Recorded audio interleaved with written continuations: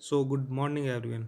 Hope you all are safe and doing well. So, we are ready with our daily newspaper analysis DNA. So, get going. सो पहली news निकल के आती है basically जो आज की न्यूज़पेपर की हेडलाइंस हैं जो मेन इंपॉर्टेंट न्यूज़ है वही है WhatsApp approaches Delhi high court to challenge new IT rules. तो जैसा आपको पता होगा व्हाट्सएप फेसबुक और इंस्टाग्राम ये कुछ इनके नॉर्म्स में दिक्कत आ रही है, मतलब कि आप कस्टमर केयर का फीडबैक ये सारी चीज़ें देखते हुए तो इन पे हमारी गवर्नमेंट ने अभी कि हम तुम्हें प्रतिबंधित कर देंगे, ये सारी चीज़ें कर देंगे। तो इस वजह से व्हाट्सएप ने अब हाई कोर्ट का दरवाज़ा खटखटाया है, ठीक है, आईटी रूल्स के उसमें। तो इसमें इतना इंपॉर्टेंट नहीं है कुछ। उसके बाद देखते हैं साइक्लोन यास जो कि आ चुका है, कल हो गया। तो इसने काफ़ी डैमेज दिया है, वो तो देते ही साइक्लोन आएगा तो। और इसका नाम तो हमें पता ही है कि साइक्लोन यास है। और जो वहाँ पे आया था वेस्टर्न कोस्ट पे उसका नाम था ताउकते। ताउकते, ठीक है। तो ये दो नाम याद होने चाहिए, उसका है यास। ओके, तो ये हो गया। और बाकी यही कोविड वगैरह की चीज़ें हैं, ठीक है। नेक्स्ट न्यूज़ पे चलते हैं। तो ये इंपॉर्टेंट न्यूज़ है, veteran freedom fighter passes away. तो एक वेटरन है, जैसे वेटरन मैंने बताया था तुम्हें कल कि कोई भी ऑर्गेनाइजेशन का कोई भी मतलब रिनाउंड पर्सन जो कि एक्सपीरियंस गाय हो तो उसे वेटरन कहते हैं, ठीक है। बेसिकली जो भी एक्सपीरियंस गाय है ना किसी भी ऑर्गेनाइजेशन का, मान लीजिए कोई फार्मास्यूटिकल कंपनी है, ठीक है, तो उसके बेस पे जो चल रही है फार्मास्यूटिकल कंपनी, उसने वहाँ पे काफ़ी साल अपने डेडिकेट किए हैं, तो उसका जो वेटरन होगा वो पर्सन होगा, ठीक है। तो एक एग्जाम्पल के तौर पे था। तो अब ये क्या है, डोर स्वामी इनका नाम है। तो ये पास अवे हो गए 103 साल की उम्र में, ठीक है। तो पूरी लाइफ इन्होंने जी अपनी अच्छे से। और कौन सी ईयर में पैदा हुए थे, 1918 में। 1918 में। तो 1918 में आपको पता ही है हम इंडिपेंडेंट नहीं थे, तो उस वक्त ये पैदा हुए। और 1942 में आपको पता होगा क्या हुआ था, क्विट इंडिया मूवमेंट, जो कि गांधी जी ने लीड किया था। मतलब उसमें कोई लीडर नहीं था, पर गांधी जी ने अपना एक वहाँ पे कोड दिया था, क्या था वो, डू और डाई। तो ये पता होना चाहिए, डू और डाई किसने दिया था, गांधी जी ने। और ये पहला ऐसा मूवमेंट था जो लीडरलेस था, मतलब कोई लीडर नहीं था इसमें, ठीक है। और इसमें काफ़ी कंट्रोवर्सी भी हुई थी, क्योंकि गांधी जी का कहना था कि डू और डाई मतलब या तो अभी करो नहीं तो अंग्रेज़ों के हाथों मरो। पर लोगों ने इसे ऐसे समझा कि या तो करो मतलब मारपीट करो या फिर मरो। तो उन्होंने इसे बेसिकली एक वायलेंस में तब्दील कर दिया था, ठीक है। तो ये है, तो इसमें क्या हुआ था, डोर स्वामी ये भी गांधी जी की आइडियोलॉजी फॉलो करते थे, और ये क्विट इंडिया मूवमेंट की वजह से इन्हें भी जेल जाना पड़ा था, ठीक है। तो ये देख लीजिए, अब 1918 पैदा हुए, 1942 में क्या हुआ था, 1942 में क्विट इंडिया मूवमेंट हुआ, तो कितने लगभग 24-25 साल की उम्र में जेल चले गए, ठीक है। तो ये हो गया। उसके बाद इन्होंने जो हमारी आईएनसी इंडियन नेशनल कांग्रेस वो लेफ्ट कर दी। और जब नेशनल इमरजेंसी हुई इंडिया में जब हुई थी, तो उस वक्त भी इन्हें जेल जाना पड़ा था, ठीक है। तो ये इनकी बेसिकली चीज़ें हैं, क्या क्या इनके साथ हुआ। अब इनकी एक बुक भी है, मतलब मैगजीन है, उसका नाम है पूर्वा। पूरा पूरा कह लो, पूरा और वानी, पूर्वानी। तो ये इनकी एक मैगजीन है, ठीक है। तो इनके में इतना ही था, बस इनका नाम याद होना चाहिए, डोर स्वामी। और जो मैंने चीज़ें बताई ये इंपॉर्टेंट है, ये याद होनी चाहिए, ठीक है। इंस्पिरेशन तो ये सबके लिए, ये तो पता ही है। अब नेक्स्ट चलते, farmers hold nation wide protest reiterate demands. तो उनकी डिमांड्स आपको पता ही है दोबारा स्टार्ट हो गई हैं। अब लोग कहेंगे इतने मतलब 2-3 महीने हो गए थे, कहाँ थे, तो बेसिकली आपको पता ही होगा राबी और खारिफ क्रॉप का।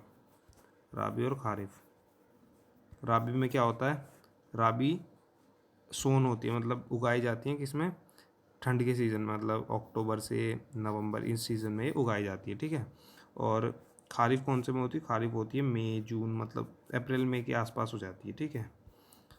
और हार्वेस्ट कब होती है, खारिफ हार्वेस्ट होती है अप्रैल और मई में। और जो खारिफ है ये होती है हार्वेस्ट अक्टूबर नवंबर दिसंबर इन सीज़न में होती है, ठीक है। तो अब जैसे कि अप्रैल और मई ये आया था हमारा हार्वेस्ट करने का सीज़न खारिफ क्रॉप का, तो इसलिए इन फार्मर्स को जाना पड़ा, जिस वजह से आपने इसमें लो डाउन देखा होगा कि कम मतलब प्रोटेस्ट कम हो रहे हैं, ये सारी चीज़ें कम हो रही हैं। लेकिन अब जैसे कि पूरी खारिफ क्रॉप हमारी हो गई है, काटी जा चुकी है, तो अब हार्वेस्ट हो गई है, तो अब इन्होंने दोबारा अपनी डिमांड रेस करना शुरू कर दिया है। तो खारिफ एक बार देख ले, राबी एक बार देख लेते हैं कौन कौन सी क्रॉप आती है। राबी में बेसिकली इंपॉर्टेंट जो है वीट आती है, ठीक है। और भी क्रॉप हैं, I am not getting the point right now, so उसे मैं बाद में एक डिटेल वीडियो में कवर कर दूंगा। और खारिफ हैं खारिफ की एक इम्पॉर्टेंट है राइस, आपको पता ही होगा, चावल। ठीक है, तो ये दो इम्पॉर्टेंट है, राबी और खारिफ। ठीक है, अब आगे चलते हैं। क्वाड टारगेटिंग चाइना, और ये कह रहे हैं काउंसिल जर्नल। तो चाइना के जो काउंसिल जर्नल है उनका कहना है कि क्वाड एक बेसिकली 4 ग्रुप का एक मेंबर है, जिसमें कौन कौन से देश हैं? ऑस्ट्रेलिया, यूएस, इंडिया और जापान। ठीक है, तो जापान जैसे यहाँ है, ऑस्ट्रेलिया नीचे वहीं है, इंडिया यहाँ पे है, और ये यहाँ पे यूएसए। इन चारों को अगर ज्वाइन करोगे तो एक क्वाड्रिलेटरल की तरह बन रहा है ना, तो वैसे वो क्वाड हो गया। ठीक है, तो इनका कहना है कि चाइना को टारगेट कर रहा है जो क्वाड का एक पूरा नेशन है। ठीक है, मतलब क्वाड का जो भी ये ऑर्गेनाइजेशन है पूरे चाइना को टारगेट कर रही है। तो अब बेसिकली बना क्यों था क्वाड? बना था बेसिकली, ये बना ही चाइना को टारगेट करने के लिए था, क्योंकि चाइना की इकोनॉमी बूम कर रही है, ग्रो कर रही है, तो उसकी वजह से उसे लो डाउन करने के लिए या उसे कम्पीट करने के लिए क्वाड का मेंबर बना था जो इनसे कम्पीट कर सके। ठीक है, और आपको पता ही होगा जहाँ यूएस जाएगा वहाँ जापान तो हो गई। वो जापान क्यों होगा? क्योंकि यूएस ही रेगुलेट करता है जापान की डिफेंस, वो मतलब जो भी है वो सब यूएस की आर्मी ही रेगुलेट करती है। वो क्यों? क्योंकि 1945 में जो हिरोशिमा नागासाकी अटैक हुआ था उसके बाद जो यूएस की एक और जापान की ट्रीटी हुई थी, जिसमें ये हुआ था कि यूएस ने कहा था कि तुम आर्मी रखोगे और तुम्हारी जितनी भी आर्मी वगैरह है वो सब हम रेगुलेट करेंगे, तुम्हारी डिफेंस हम देखेंगे। ठीक है, तो इसलिए जहाँ पे यूएस होगा वहाँ तो आप एक बार देख लेना, जापान ऑलमोस्ट 95% वहाँ पे होगा। ठीक है, अब आगे चलते हैं। Japan top daily calls for cancel Olympics. ठीक है, तो ये है ओलंपिक, आपको पता होगा 2020 में होने थे। कल भी मैंने एक वीडियो में बताया था 2020 में कहाँ होने थे, टोक्यो में, और 2024 में कहाँ पे थे, पेरिस में। ठीक है, और जैसा आपको पता होगा अगले दो ओलंपिक की हम डेट पहले ही फिक्स रखते हैं, डेट और वेन्यू। तो 2028 में थे लॉस एंजलिस में। ठीक है, तो ये हो गया। 2024 कहाँ था? पेरिस। तो ये हो गया। तो इसमें क्या है कि जापान का एक बहुत रिनाउंड वो है न्यूज़पेपर जिसका नाम है असाई सिम्बन। असाई सिम्बन। ठीक है, तो उसने मतलब ये रेस करी है डिमांड कि ये कैंसिल करो। अभी आपको पता ही पैंडमिक चल रही है, तो उसमें ओलंपिक होना एक तरह से मुश्किल ही है। तो उसमें उन्होंने रेस करी है डिमांड। प्राइम मिनिस्टर जो है उनके सूगा उनसे मतलब डिमांड रखी है कि इन्हें कैंसिल करो, सर्कमस्टांसेस दिख रहे हैं आपको। तो ये सारी चीज़ें हैं इसमें। ठीक है, तो इसमें बस पता होना चाहिए असाई सिम्बन कौन से उसका न्यूज़पेपर है, देश का, कंट्री का। ठीक है, जापान का है। और अब आज के न्यूज़पेपर में इतना ही था, तो कुछ मैंने एडिशनल चीज़ डाल दी इसमें। NGT, national green tribunal. तो ये है क्या? एनजीटी एक ऑर्गेनाइजेशन है जो ये सारी एनवायरनमेंट फ्रेंडली चीज़ें, मतलब ये चीज़ें प्रमोट करती है और देख रेख करती है कि एनवायरनमेंट कैसा चल रहा है, कहाँ पे एनवायरनमेंट के साथ क्या क्या, मतलब आपको पता ही चलते रहते हैं, पेड़ कट गए, कहीं कुछ कट गया, क्या वो हमारे उसके अंडर थी, ये सारी चीज़ इसमें देखते रहते हैं। ठीक है, तो इसमें क्या है, एनजीटी नेशनल ग्रीन ट्राइब्यूनल बनी थी 2010 में। कौन से एक्ट के अंदर? नेशनल ग्रीन ट्राइब्यूनल 2010, इस एक्ट के अंदर ये बनी थी। ठीक है, अब इसमें क्या है कि कौन से आर्टिकल के तहत है? पार्ट 3, जो कि आर्टिकल 21 है, पार्ट 3 में उसके तहत ये बनी थी, आर्टिकल 21। ठीक है, तो इसमें क्या है आपको पता होगा, आर्टिकल फ्रीडम, ये 21 के अराउंड जितने भी ये 2-3 आर्टिकल हैं फ्रीडम से डील करते हैं, फ्रीडम लिबर्टी ये चीज़ हो गई। तो आर्टिकल 21 में है फ्रीडम या liberty of personal liberty and protection of life. तो इसी के अंडर आता है right to have healthy environment. ये आपने सुना होगा, हेल्दी एनवायरनमेंट का भी हमें राइट है, फंडामेंटल राइट में आता है ये। तो ये इस वजह से हमने एनजीटी 2010 बनाई। ठीक है, अब जैसे राइट की बात कर रहे हैं तो इसमें एक बार सारे देख लेते हैं जितने भी हमारे तीन या मतलब आर्टिकल 50 तक जो इम्पोर्टेंट वो है हमारे पार्ट्स हैं, और कौन कौन से मतलब राइट्स हैं और डीपीएसपी हैं, तो एक बार उन्हें चेक कर लेते हैं। तो आर्टिकल 1 से लेके 4 तक स्टेट से डील करता है और यह है पार्ट 1। ठीक है, आर्टिकल 5 से लेके 11 तक किससे डील करते हैं? ये करते हैं सिटीजनशिप से, और यह है पार्ट 2।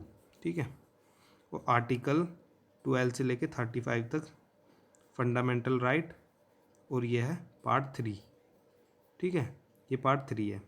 उसके बाद आते हैं इसके आगे के आर्टिकल हैं डीपीएसपी, जो कि पार्ट 4 में है DPSP, directive principle of state policy, ठीक है। और पार्ट 5 में क्या आता है, फंडामेंटल ड्यूटीज़।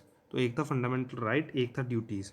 राइट मतलब कि ये तुम्हारे अधिकार हैं, और ड्यूटीज़ मतलब ये तुम्हें करनी चाहिए, एक तरह से हमें टीच कर रहा है कि ये तुम्हें करना चाहिए, ये नहीं करना चाहिए, ये हमारी ड्यूटीज़ है, ठीक है।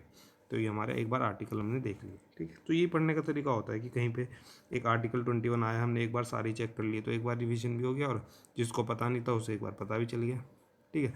तो अब इसका जो जैसा आपको पता होगा, नॉर्थ साउथ ईस्ट वेस्ट, अब हमारा इंडिया इतना वास्ट है तो उसके हिसाब से हमें 4 इसके ग्रुप बांटने पड़ते हैं, west zone, east zone, north और साउथ। तो इसके बेसिस पे हमने इसे 4 जोन्स में डिवाइड किया। एक है पुणे वेस्ट, इसका हेड क्वार्टर है, ठीक है।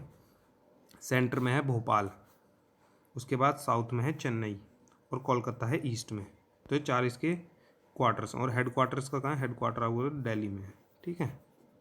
हेड क्वार्टर्स का दिल्ली में हो गया। और इसमें इम्पोर्टेंट इतना कुछ है नहीं, एक बार इसके चेयरपर्सन देख लेते हैं। इसका चेयरपर्सन होता कौन है, तो ये बहुत इंपॉर्टेंट है, CJI। बेसिकली CJI भी छोड़ो, आपको जज, इसका चेयरपर्सन होता है जज ऑफ सुप्रीम कोर्ट, वो भी रिटायर्ड। कोई रिटायर्ड जज होगा सुप्रीम कोर्ट का, तो वो इसके लिए मतलब चुना जा सकता है, ठीक है। और इसके पहले कौन बंदे बने थे, इसके पहले बंदे मतलब जो भी पहला इसका चेयरपर्सन था उसका नाम आप कमेंट बॉक्स में ड्रॉप कर दें एक बार, क्योंकि खुद भी करना सीखो। जैसे आप गूगल पर सर्च करोगे तो खुद अगर आप सर्च करोगे तो वो आपको आगे तक याद रहेगा, ठीक है। मैं तो ऐसे बताते जाऊँगा, एक कान से सुनोगे दूसरे निकाल दोगे, ठीक है। तो इसके जो फर्स्ट चेयरपर्सन थे वो आप इसमें डाल दो कमेंट बॉक्स में। और इसके चेयरपर्सन जो करंट के हैं मैं आपको बता देता हूँ, चलो। आदर्श गोयल, क्या है नाम, क्या है उनका, आदर्श गोयल, ठीक है। तो इसके करंट चेयरपर्सन है, आपको पहला कमेंट बॉक्स में लिखना है, ठीक है। तो और इसमें इंपॉर्टेंट इतना कुछ था नहीं, बस NGT का आपको मोटो पता होना चाहिए, क्या होता है कि मतलब ग्रीनरी वगैरह ये सारे प्रमोट करना, ये सारी चीज़ें, एनवायरमेंटल इश्यूज़ वगैरह, इन पे एक बार लुक आफ्टर करना इन्हें। तो बस ये चीज़ थी, ठीक है। So stay safe, stay healthy, और घर पे रहिए, सुरक्षित रहिए। आज के लिए इतना ही, बाकी बने रहिए हमारे चैनल के साथ।